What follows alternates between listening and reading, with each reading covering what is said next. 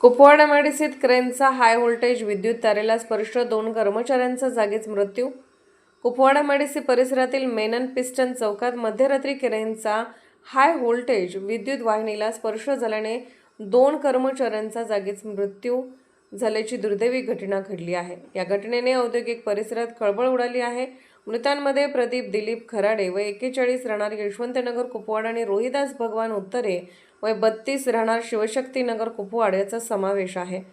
मिळालेल्या माहितीनुसार एका मोठ्या इंडस्ट्रीयल बॉयलरची क्रेनच्या हुकाला जोडून वाहतूक केली जात होती. यावेळी क्रेनचा हाय व्होल्टेज विद्युत वाहिनीला स्पर्श झाल्याने हा भीषण अपघात घडला.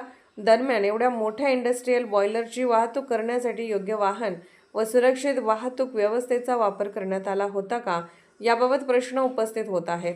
या प्रकरणात सुरक्षेच्या नियमांचे पालन झाले आहे का, वाहतुकीचे नियोजन कोणी केले आणि निष्काळजीपणा झाला का, याची सखोल चौकशी करून दोषींवर कारवाई करण्याची मागणी होत आहे.